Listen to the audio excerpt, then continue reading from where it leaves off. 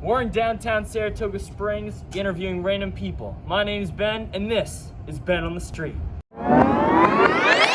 This was Ben on the Street, the idea I had for my final project. My idea was to interview random people to hear their stories because to me, some of the most interesting stories I've ever heard were from random people. In my head, I envisioned myself at a plastic table posted in downtown Saratoga Springs interviewing strangers about their struggles and triumphs, but that didn't happen. The product I created was completely different than what I had envisioned.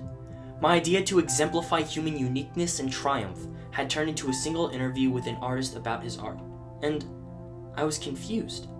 Even though I was only interviewing one person, I had it all edited, I had a good subject, he had insightful comments, and everything went smoothly, yet I wasn't proud of it.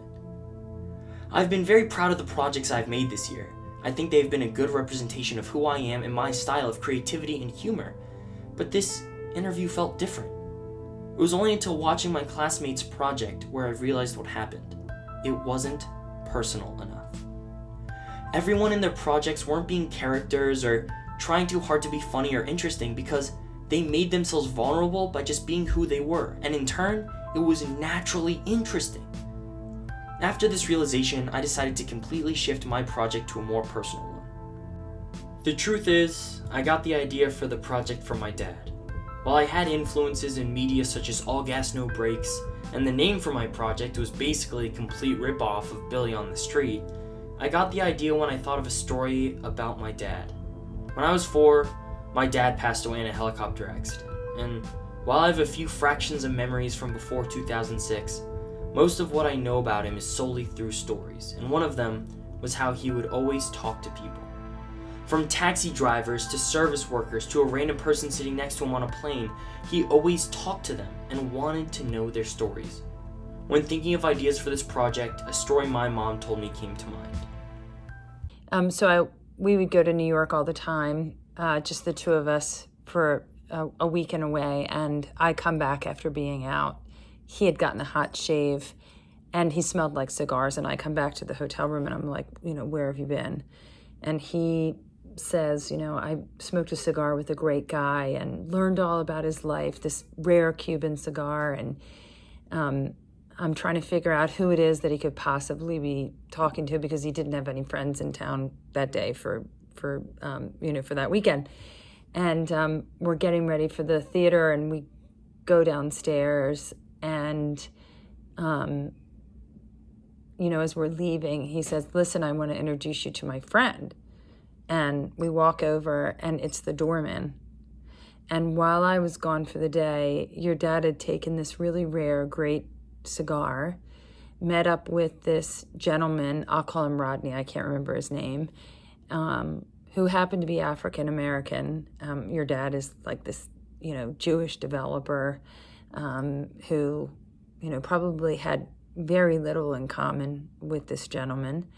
And the two of them sat and smoked a cigar and found their common humanity. And, it was like one of those tests, like the waiter and waitress test. How do you treat people who come from a different place than you, might be waiting tables and you're not? And in that moment when they're serving you, or, maybe they're not staying in the same expensive hotel as you, who are you to them? And your dad was human, and your dad was open, and your dad was interested. It went beyond, he was vitally interested in Rodney's life and knew everything about him. And had he not died the next weekend, I bet you they would have stayed friends. And that's why I loved your dad so much. His influence on me is felt everywhere. For example, I, as well as many members of my family, have his signature as a tattoo, and I wear one of his dog tags and his Jewish star from when he was a Green Beret right after high school. It keeps me grounded, but when I was younger, I hated it. While I appreciate and love his influence, as a kid, I found myself struggling to get out of his shadow. I didn't want to be Josh Freeman's son, Ben. I wanted to be Ben Freeman, Josh Freeman's son. And I found that sense of individuality in theater. For the first time in my life, I had a thing to call my own, and not only that, I realized people enjoyed it. I realized that through this medium I could hopefully make people happier, or at least laugh, so I stuck with it. Starting in sophomore year of high school, I started doing all the musicals and plays. I established Bad Movie Club and the Drama Club, and I was part of the improv troupe. My whole MO was about levity and how sometimes in life, it's okay not to be serious. That it was okay to laugh and to make jokes and distract yourself from how awful life can truly be. I dedicated myself to being lighthearted and fun, to actively try to not make the world a more depressing or sad place, but in the process of that, I lost sight of how the world actually works. It's not that whenever I smiled or laughed or said good morning that I was being fake or ingenuine. It's just me acting in that mindset of trying to be positive, and I don't think that's a bad thing. I think it's okay to be lighthearted and to try to stay positive most of the time, but the crucial part is that you don't always need to be positive. You don't have to constantly portray yourself as someone who is always happy. It's about balance. I don't think I've been putting on a fake personality or have been a character the whole time. I just wasn't being my full self. You can't have good times without the bad, and I now realize where my original project went wrong.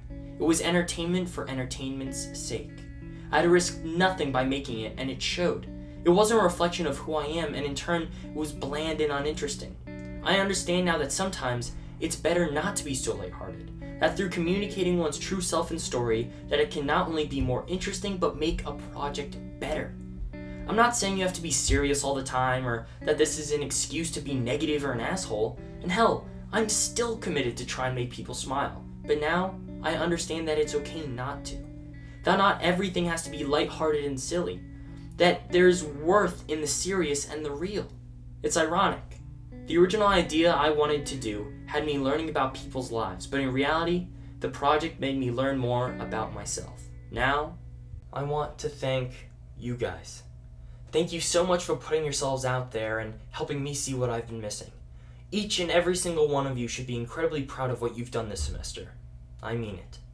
I hope you all have a good day, and I can't wait to see what you guys make next. I know it's going to be great.